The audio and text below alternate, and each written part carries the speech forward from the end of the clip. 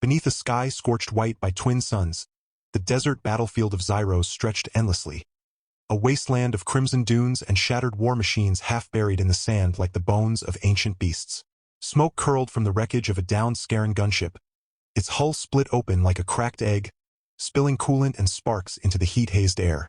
Amid the silence that followed the last explosion, a small figure emerged from the shadow of the wreck, limping, trembling, her bare feet leaving faint prints in the ash-dusted sand. She was no taller than a human child of 6, but her form was unmistakably alien. Smooth violet skin shimmering faintly under the harsh light, eyes wide and silver like liquid mercury, and a cascade of snow-white hair tangled with grit and blood. Her name was Lyra, and she clutched something tightly to her chest. Something wrapped in a tattered piece of iridescent cloth. Not 50 paces away, Corporal Joran Vale crouched behind the skeletal remains of a sandcrawler, his pulse rifle hot in his grip, sweat stinging his eyes beneath his cracked visor. He'd been alone for hours, cut off from his unit during the chaotic retreat after the Scaran ambush.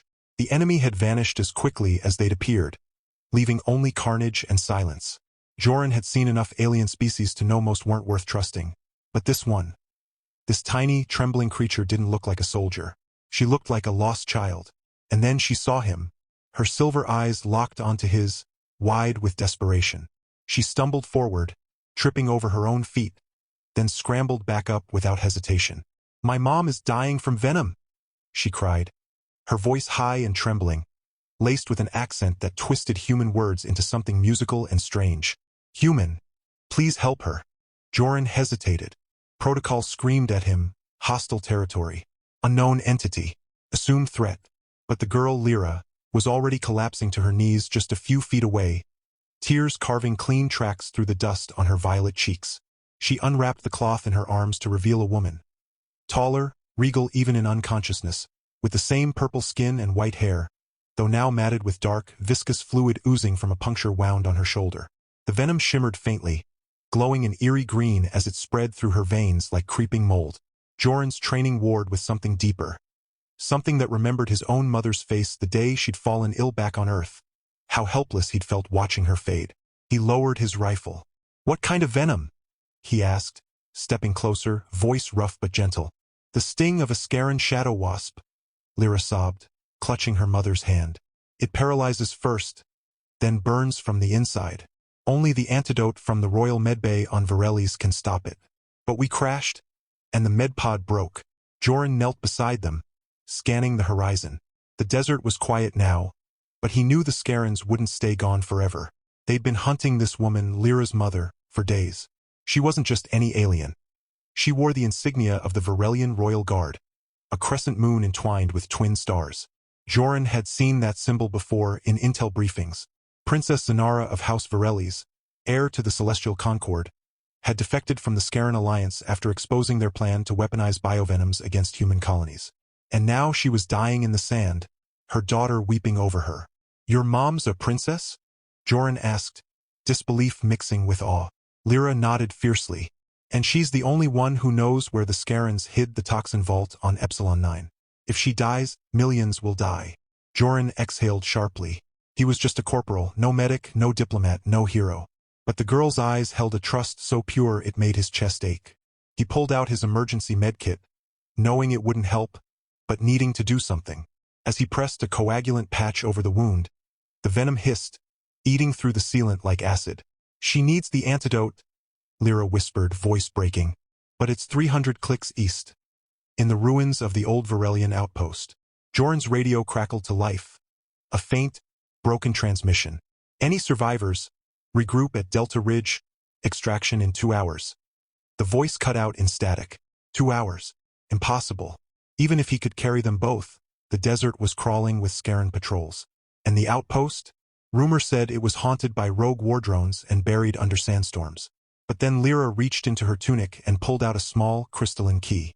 "This unlocks the med vault," she said, pressing it into his palm. Her tiny fingers were cold. "Mom said, if she fell, find a human with kind eyes. She said humans surprise everyone." Joran stared at the key, then at the dying princess, then at the sky where vultures, real and mechanical, were beginning to circle. He made his choice. "All right, kid," he said, slinging his rifle and hoisting Zanara onto his back with practiced ease. "You ride on my shoulders. And you hold on tight, because we're not dying today." Lyra scrambled up, wrapping her arms around his forehead like a tiny, purple crown. As Joran began to run, the desert wind howling at his back, he didn't think about the odds or the mission or the war. He thought only of the weight on his back. The weight of a life, a secret, and a little girl's hope. They hadn't gone far when the first drone appeared. A Scarran hunter class, sleek and black as obsidian, hovering silently above the dunes. Joran ducked behind a rock formation, heart hammering. Lyra peeked over his head, her breath hot against his ear. "It sees us," she whispered. "Then we lose it," Joran muttered, scanning the terrain. To the north lay the glass wastes, deadly, reflective plains where the heat could blind a man in minutes. To the south, the razor canyons, narrow and treacherous, but perfect for ambushes. He chose the canyons. He sprinted, boots kicking up plumes of red sand, Zanara's breath shallow against his neck. The drone gave chase, its red sensor eye pulsing like a heartbeat. Halfway into the canyon, Joran spotted what he needed. A collapsed tunnel, half buried, its entrance hidden by a curtain of wind-torn fabric, probably from an old refugee camp. He dove inside just as the drone fired, the plasma bolt searing the rock where he'd stood seconds before. Inside, the air was cool and stale. Lyra slid down, her eyes wide in the dim light. "You're fast," she said, a hint of awe in her voice. "Used to run track back in New Detroit," Joran panted, checking Zanara's pulse. It was weaker. The venom was spreading faster now. Lyra rummaged through her mother's belt and pulled out a small vial filled with shimmering blue liquid. "This is a stabilizer," she said. "It won't cure her, but it'll slow the venom for a few hours." Joran helped her administer it. As the liquid entered Zanara's bloodstream, her eyelids fluttered, and she whispered something in her native tongue, soft, melodic, like wind through crystal chimes. "What did she say?" Joran asked. Lyra smiled faintly. "She said, 'The human smells like courage and burnt toast.'" Joran barked a laugh, the tension in his chest easing just a little. "Tell her I showered this morning." But their moment of levity was shattered by a low, guttural growl from deeper in the tunnel. Lyra froze. "Oh no, not them." From the shadows emerged two figures. Tall, hunched, their skin leathery and patched with rusted metal. Scavengers. Human but barely. Their eyes gleamed with hunger and madness. Weapons cobbled together from scrap and bone. Well, one rasped, a jagged knife glinting in his hand. "Look what the sand dragged in. A soldier and a pair of purple pets." Joran pushed Lyra behind him, raising his rifle. "Back off." The scavengers laughed. A dry, rattling sound. "That rifle's empty, soldier. We heard you fire your last round back at the wreck." He was right. Joran's magazine was spent. But he still had his sidearm and his wits. He feigned a stumble, letting his rifle clatter to the ground. The scavengers lunged. In one fluid motion, Joran drew his pistol and fired twice, clean shots to the kneecaps. The men screamed, collapsing. Before they could recover, he kicked their weapons away and pressed his boot to the leader's throat. "Listen carefully," Joran said, voice low and dangerous. "I'm not here to fight you, but if you try to take anything from me, especially them, you'll wish the desert had killed you first." The scavenger spat blood but nodded frantically. Joran tossed them a ration bar from his pack. "Now crawl back into your hole and forget you saw us." As they limped away, Lyra stared at Joran with new eyes. "You didn't kill them." "Killing's easy," he said, reloading his pistol with his last spare magazine. "Living with it, that's the hard part." They pressed on through the tunnel, emerging at the canyon's far end as dusk painted the sky in violent oranges and purples. In the distance, the silhouette of the Varelian outpost rose like a broken tooth from the dunes. Its spires cracked, its domes half collapsed, but still standing. Hope flared in Lyra's chest. "We're close." But Joran's gut twisted. Something felt wrong. Too quiet. No patrols. No drones. Just waiting. As they approached the gate, a voice echoed from the ramparts. Deep, resonant, and unmistakably Scarran. "Corporal Vale." How predictable. A figure stepped into view, tall, armored in black chitin, his face hidden behind a mask shaped like a snarling beast. Commander Vrak, the Scarran warlord who'd led the hunt for Zanara. "You think you're saving her?" Vrak sneered. "She's already dead." The venom was engineered to resist all known antidotes, except one. And that one is here. He gestured to the med vault behind him. But you'll never reach it. Joran set Zanara down gently, then stood, shielding Lyra with his body. You're bluffing. Am I? Vrak activated a device on his wrist. The ground trembled. From hidden hatches in the sand, dozens of war drones rose, their weapons humming to life. Surrender the princess, and I'll let the child live.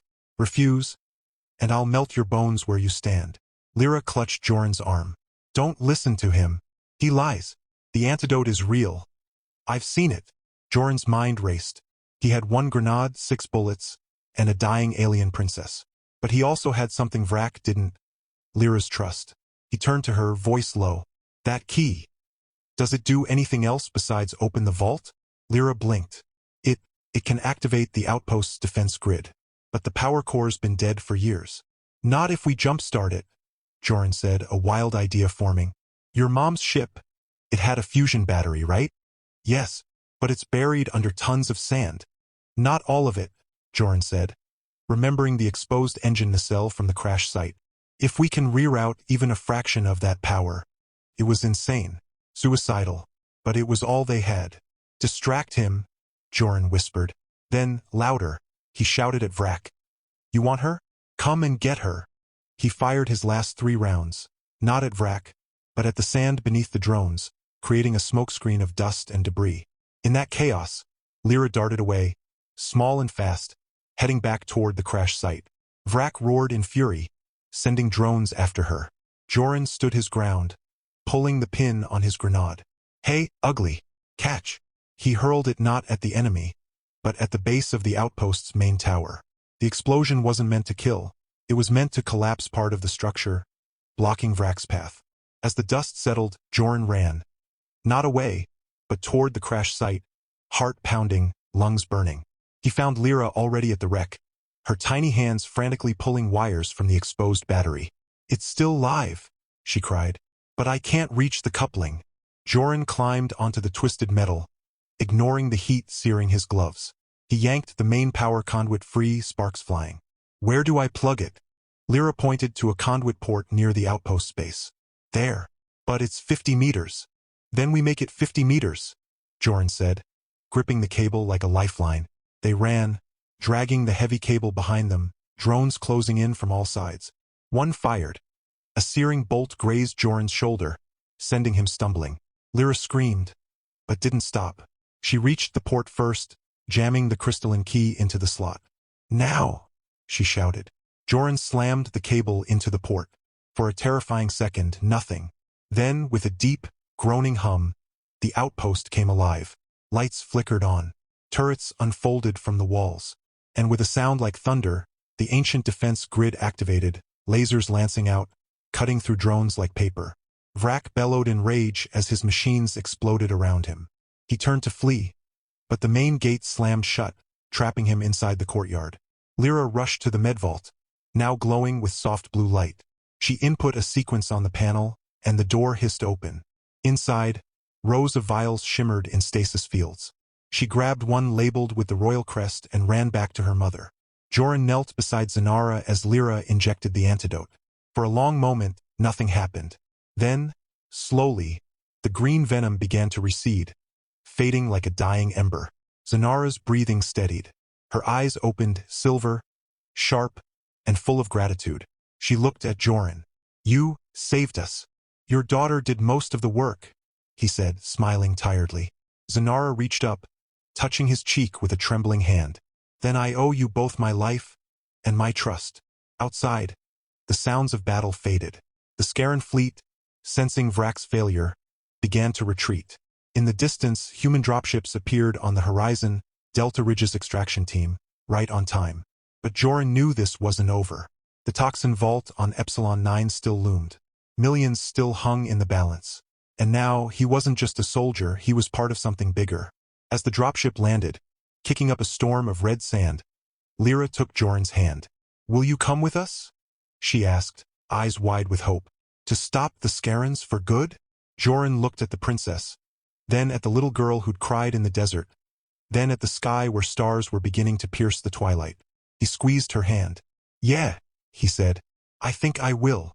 And as they boarded the ship together, human, princess, and alien child, the desert wind carried their footprints away, leaving only silence, and the promise of a war not yet won, but no longer hopeless. The dropship shuddered as it pierced the upper atmosphere of Epsilon 9, its hull groaning under the strain of evasive maneuvers. Below, the planet's surface was a patchwork of toxic jungles and crumbling Scaran fortresses, veiled in perpetual storm clouds crackling with electromagnetic interference. Joran sat strapped into a jump seat, his shoulder bandaged, eyes fixed on the tactical display flickering above the cockpit.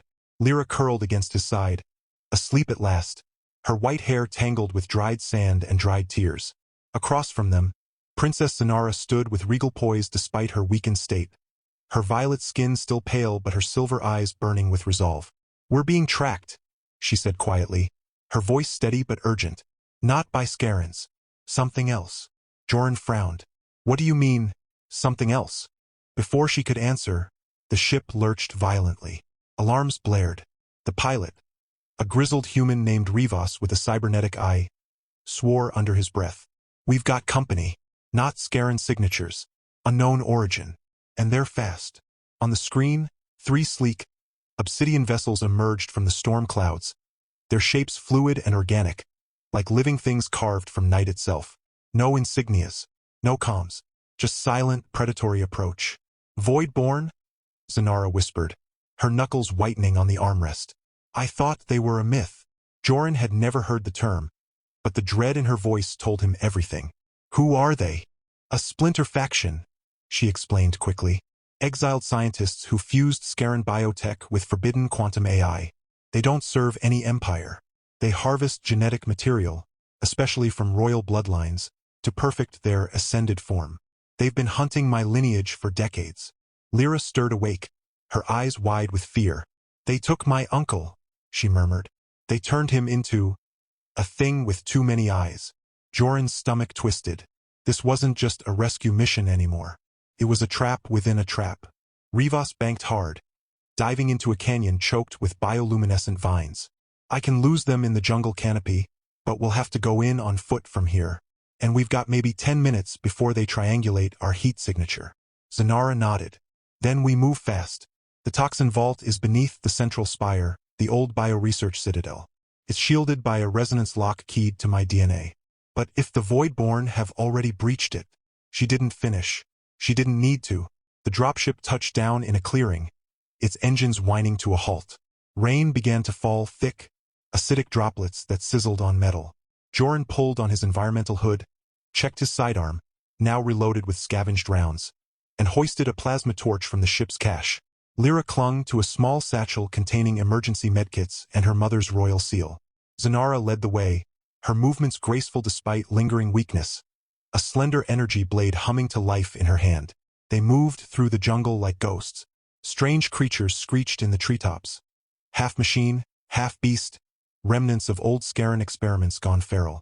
Twice, Joran spotted surveillance drones hovering silently in the mist, their lenses tracking but not attacking. "They're hurting us," he muttered. Zanara's eyes narrowed. "They want us to lead them to the vault." "Then let's give them a surprise," Joran said. At the base of the citadel, a towering structure of black alloy and pulsating organic conduits, they found the entrance sealed by a massive iris door. Zanara placed her palm on the biometric plate. The door dilated with a wet, organic sound, revealing a descending ramp lit by veins of blue light. Inside, the air was cold and sterile. Walls pulsed faintly, as if breathing. The vault wasn't just a storage room. It was a living archive, a cathedral of horrors. Glass tubes lined the corridors, each containing suspended specimens. Human soldiers with grafted wings, Scaran warriors fused with crystalline armor, even children. Some human, some alien. Floating in amber fluid, their eyes open, unblinking. Lyra covered her mouth, trembling. "They're still alive." "Not alive," Zanara corrected softly. "Preserved, waiting to be repurposed." Joran's jaw tightened. "Where's the toxin?" "Core chamber. 2 levels down." They descended, weapons ready. But the citadel was eerily empty. No guards, no traps. Too easy. Joran's instinct screamed. Then, in the core chamber, they found it. a massive sphere of swirling green gas suspended in a magnetic field, the concentrated neurotoxin, capable of wiping out entire colonies in hours. But standing before it, arms crossed, was a figure both familiar and horrifying. It was Vrak, but not as they'd left him. His armor was gone. His skin was now a patchwork of iridescent scales and synthetic muscle, his eyes glowing violet. His mouth stretched into a grin too wide for a human or Scaran face. Wires snaked from his spine into the chamber's walls. "Welcome, princess," he said, his voice layered with digital distortion and something wet. "And you, Corporal Vale. The Voidborn have been expecting you." Joran raised his weapon. "You're supposed to be locked in a courtyard." "I was," Vrak chuckled. "But they offered me something better than victory. They offered me evolution." Zanara stepped forward, blade raised. "You betrayed your own kind for this abomination?" "I transcended them," Vrak hissed. "And now, with your DNA and the toxin, the Voidborn will birth a new species, one that consumes all others." Before anyone could react, the floor beneath them split open. Joran grabbed Lyra and rolled aside as Zanara leapt backward, slashing at a tendril that shot from the floor. The chamber was alive and it was hungry. Vrak laughed as the walls began to shift, forming new corridors, sealing exits. "You can't destroy the toxin without triggering a failsafe detonation. And you can't leave without me deactivating the locks. You're trapped." Joran's mind raced. There had to be another way. His eyes fell on the control console near the sphere, ancient analog with manual override levers. "Lyra," he whispered, "can you hack that thing?" She nodded, already pulling a data spike from her satchel. "If I can bypass the biolock, do it. I'll keep him busy." Joran charged, not at Vrak, but at the nearest specimen tube. He fired his plasma torch into its base. The glass cracked, then shattered, releasing a flood of preservative fluid and the half-conscious creature within. A hulking hybrid with 4 arms and glowing eyes. It roared, disoriented, then turned on the nearest threat, Vrak. Chaos erupted. While Vrak grappled with the enraged hybrid, Lyra scrambled to the console, her small fingers flying over the interface. Zanara guarded her back, deflecting biotendrils with precise slashes of her blade. "Almost got it," Lyra cried. "But the toxin's containment field is tied to Vrak's neural implant. If I sever the link, it destabilizes." "Then do it," Zanara said. "We'll contain the blast." Joran saw what she meant. He sprinted to the emergency bulkhead controls, a manual seal that would isolate the core chamber. But it required 2 people to activate simultaneously from opposite sides. "Princess," he yelled. "The west panel." Zanara understood instantly. She dashed across the chamber, dodging falling debris, as Joran slammed his palm on the east panel. Together, they triggered the lockdown. Massive alloy doors began to slide shut from the ceiling and floor. Vrak, now free of the hybrid, turned with a snarl. "No!" He lunged for Lyra, but Joran tackled him mid-stride. They crashed into the base of the toxin sphere, the magnetic field flickering. Green gas hissed through a hairline crack. "Go!" Joran shouted to Zanara. "Get her out!" Zanara hesitated, only for a second, then scooped Lyra into her arms and ran for the narrowing gap between the closing doors. At the last moment, she looked back, her silver eyes locking with Joran's. He gave her a grim nod. "Tell them I died doing something that mattered." But as the doors sealed with a final, thunderous clang, trapping Joran and Vrak inside with the destabilizing toxin, something unexpected happened. Vrak didn't attack. He slumped against the sphere, blood, black and shimmering, oozing from his mouth. "They lied to me," he rasped. "The ascension, it's not evolution. It's consumption. They're using me as a battery." Joran kept his weapon trained on him. "And now you want my pity?" "No," Vrak coughed. "I want redemption." With trembling hands, he pulled a small device from his chest cavity, a neural shunt. "This controls the toxin's dispersal protocol. If I activate it, the sphere implodes. Clean. No leak." Joran stared. "Why would you help us?" "Because my daughter..." Vrak's voice broke. "She was in one of those tubes. They took her when I refused their first offer. I joined them hoping to find her. But she's gone. Just data now." For the first time, Joran saw not a monster, but a broken father. He lowered his weapon slightly. "Then let's finish this right." Together, human and former warlord, they worked the controls. Vrak inserted the shunt into the core node. Joran armed the implosion sequence. The countdown began. 10 seconds. As the chamber filled with a rising whine, Vrak looked at Joran. "Tell the princess, House Scar isn't all evil." "I will," Joran said. At 3 seconds, Joran turned to the emergency escape hatch, a narrow maintenance shaft leading upward. Vrak shook his head. "Go. I stay. The shunt needs a living biosignature to hold." Joran didn't argue. He climbed. Behind him, the countdown hit 0. A silent implosion. No fire, no explosion, just a sudden vacuum of light and sound. The toxin sphere collapsed into a singularity of contained energy, then vanished. Joran burst out onto the citadel's roof just as the entire structure began to crumble. Below, Zanara and Lyra stood in the jungle clearing, staring up in horror. He jumped. The fall knocked the wind out of him, but he landed in a thick patch of bioluminescent moss. Lyra was on him in an instant, sobbing into his chest. "You came back. You came back." Zanara helped him up, her expression unreadable. "Vrak. Gone," Joran said simply. "But he saved us." She nodded slowly, as if filing that truth away for later. Then Rivas's voice crackled over the comms.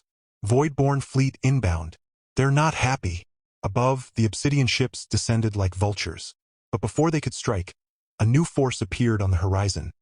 Dozens of Varelian cruisers, their hulls gleaming with royal sigils, flanked by human battlecruisers bearing the Earth Alliance crest. Zanara activated her wrist comm, her voice ringing with authority. "This is Princess Zanara of House Varelis. To all Voidborn vessels, stand down or be eradicated." The lead Voidborn ship hovered, then emitted a low, mournful tone, a signal of retreat. They vanished into the storm clouds as quickly as they'd come. Silence returned to Epsilon 9.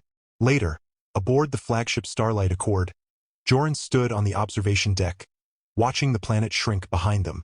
Lyra sat nearby, sketching in a datapad drawings of him, of her mother, of Vrak with kinder eyes. Zanara joined him, handing him a cup of something warm and sweet-smelling. "The toxin vault is secure. The data cores are being analyzed. And thanks to Vrak's final transmission, we've located 3 more Voidborn labs." Joran sipped the drink. "So it's not over." "No," she said. "But now we fight with truth, not fear." Lyra ran over and hugged his leg. "You're coming with us to Varelis, right? Mom says you're to be honored as a bloodsworn protector." Joran looked at the stars ahead, countless worlds, countless battles, but also countless chances to do good. He ruffled Lyra's white hair and smiled. "Yeah, kid, I'm coming." And as the ship leapt into the void, carrying hope in its wake, the desert soldier, the alien princess, and the tiny girl with purple skin and white hair sailed toward a future they would shape. Not with venom, but with courage, sacrifice, and the unbreakable bond forged in the sands of a dying world. The journey to Varelis took 17 solar cycles, 17 days of quiet healing, shared meals in the ship's mess hall, and Lyra's endless questions about Earth. Its oceans, its music, its strange habit of celebrating birthdays with cake and candles. Joran answered them all, his voice growing softer, steadier, as the war-hardened edges of his soul began to smooth. Zanara often joined them, her strength returning with each passing day, her silver eyes no longer clouded with pain but bright with purpose, and something warmer, something she didn't yet name. When the Starlight Accord finally emerged from warp above Varelis, the sight stole Joran's breath. The planet was a jewel suspended in velvet space. Sapphire oceans swirling around continents veined with luminous forests, cities built not of steel but of living crystal that sang in the wind. Floating gardens drifted between sky palaces, and twin moons hung low on the horizon like watchful guardians.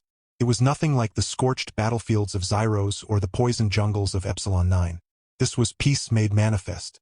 They were greeted not with fanfare, but with reverence. The Varelian people, tall, graceful, their violet skin glowing faintly in the twilight, lined the grand promenade of the celestial spire as Zanara, Lyra, and Joran descended the ramp. No soldiers, no weapons, only open hands and tearful smiles. The princess had returned, and with her, the human who had carried her through death and back. In the weeks that followed, the alliance between Earth and the Celestial Concord was formally renewed, not as a treaty of war, but as a covenant of kinship. The toxin vaults were dismantled, their contents neutralized under joint supervision. The void-born threat, though not fully eradicated, was crippled by the intelligence Vrak had left behind, and joint task forces, human and Varelian, now hunted the remnants across the outer rim. But for Joran, the real change was quieter, deeper. He was offered a permanent post as Royal Guardian, a title never before given to a human. He accepted, not for the honor, but for the family he'd found. Lyra, now thriving in the palace gardens, insisted he live in the Sunwing Tower, just down the hall from her room. "So you can tell me bedtime stories," she explained, as if it were the most logical thing in the galaxy. And he did. Tales of Earth's heroes, of desert runs and burnt toast, of a warlord who chose redemption in his final breath. Zanara, meanwhile, began to join them more often. At first, it was strategy meetings in the Hall of Echoes, then shared walks through the moonlit orchards, then silent evenings on the balcony, watching the auroras ripple across the sky.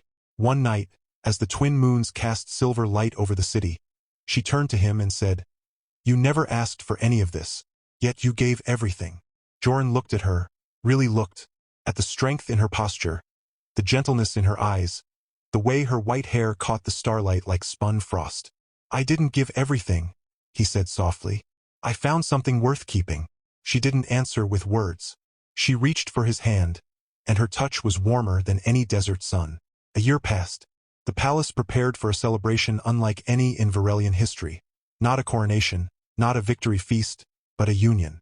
Beneath the great crystal arbor, where vines bloomed with flowers that chimed like bells, Joran stood in a ceremonial tunic woven with threads of starlight fiber, his old dog tags tucked beneath the collar like a secret talisman. Before him, Zanara glowed in a gown of living silk that shifted colors with her emotions. Now a deep, radiant gold, the hue of joy. Lyra walked down the aisle first, scattering petals of moonblossom, her laughter ringing like wind chimes. She carried a small box containing the crystalline key, the one that had saved them all, and placed it on the altar as a symbol of trust passed between worlds. The ceremony was simple, spoken in both human and Varelian tongues, witnessed by ambassadors from 100 species. When the High Seer asked if any objected, the only sound was the sigh of the wind through the singing trees. After the vows, as the twin moons aligned overhead, a rare celestial event said to bless unions with eternal harmony. Lyra ran to them, arms outstretched. "Now we're really a family," she cried, hugging them both. And they were. In the years that followed, the Sunwing Tower echoed with the sounds of life. Lyra's lessons in xenolinguistics, Joran's terrible attempts at Varelian cooking, which always ended in laughter and takeout from the orbital market. Zanara's quiet counsel as she helped reshape the Concord into a beacon of unity. They adopted 2 more children, orphans of the war, one human, one Scaran, proving that family wasn't bound by blood, but by choice. Joran never returned to the battlefield, but he never stopped fighting, not with weapons but with kindness, with bridges built where walls once stood. And when travelers from distant stars asked how peace had bloomed between humans and Varelians, they were always told the same story, of a soldier in a desert, a dying princess, and a little girl with purple skin and white hair who believed in a human with kind eyes. Long after the wars faded into history, long after the last toxin was purged and the last voidborn lab turned to dust, that story endured, not as legend but as truth. And in the garden of the celestial spire, under the watchful gaze of twin moons, a human man, an alien princess and their children, of every color, every origin, lived not just happily, but meaningfully, lovingly, and forever.